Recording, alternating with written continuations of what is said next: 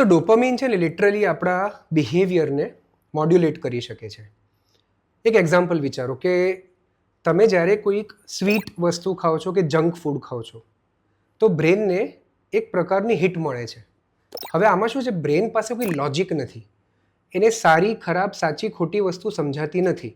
એટલે જ્યાં જ્યાં ડોપામીન કોઈ એક્ટિવિટી સાથે ટેગ થઈ જશે તો બ્રેનને એમ લાગશે અચ્છા આની અંદર પ્લેઝર મળી રહ્યું છે તો આ વારંવાર કરવા જેવી વસ્તુ છે.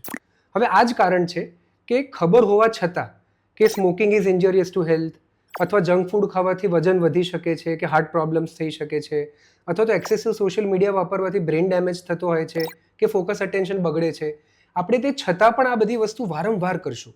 બિકોઝ બેઝિકલી બ્રેન કયા ટાસ્ક ઉપર કામ કરશે કે એને લો એનર્જી અને હાઈ આઉટકમ વસ્તુ જોઈએ છે. એટલે જો મારે એક મેરેથોન દોડીને પૂરી કરવાની હોય તો એફર્ટ બહુ જોઈશે અને પછી મને રિવોર્ડ મળશે. મારે પરીક્ષાની તૈયારી કરીને પછી પરીક્ષા આપવાની તો એફર્ટ 3 મહિના જશે, પછી મને રિવોર્ડ મળશે. એની બદલે મારે જો એક રસગુલ્લો ખાવાનો હોય તો મને રિવોર્ડ તરત મળશે. મારે એક ફોટો પોસ્ટ કરી લાઈક મેળવવાનું તો મને રિવોર્ડ તરત મળશે. સો બેઝિકલી બ્રેન હંમેશા શોર્ટકટ્સથી કામ કરે છે અને ડોપામીન ટેગિંગથી કામ કરે છે.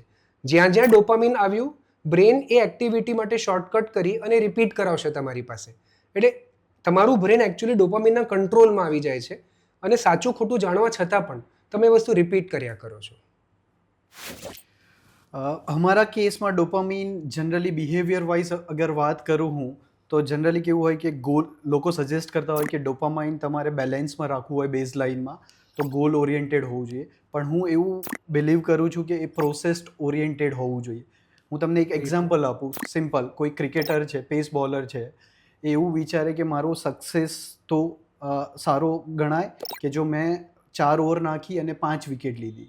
પણ હું એવું પ્રિફર કરું કે એ સક્સેસ તો કહેવાય કે એને 4 ઓવર ડિસાઇડ જે કર્યો હતો, જે પર્ટિક્યુલર બોલ નાખવાનું વિચાર્યું હતું એ બોલ નાખ્યો તો એ સક્સેસફુલ છે, આઉટકમ વોટ એવર હોય. કારણ કે એવું બી બિલીવ કરવામાં આવે છે કે એવરી બોલ પ્રેઝન્ટ રહો તો સક્સેસ થવાના ચાન્સીસ વધારે છે.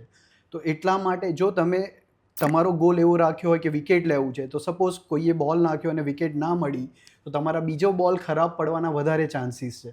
તો એટલા માટે એ પ્રોસેસ ઓરિએન્ટેડ હોવું જોઈએ. જો એને જે બોલ અને તમે જે બોલ નાખો છો એ તમારા એકલા ડિપેન્ડન્ટ નથી, તમારા હાથમાં નથી બધી જ વસ્તુ. કારણ કે બેટ્સમેન જો સારો હોય અને સારા બોલને સારી બાઉન્ડ્રી મારે તો એ તમારા હાથમાં નથી. તો તમે જો પ્રેઝન્ટ રહી શકો તો સક્સેસ થવાના ચાન્સીસ. તો એટલા માટે વધારે પ્રોસેસ ગોલ સેટ કરવા જોઈએ જેથી તમારું બિહેવિયર કંટ્રોલમાં રહી શકે.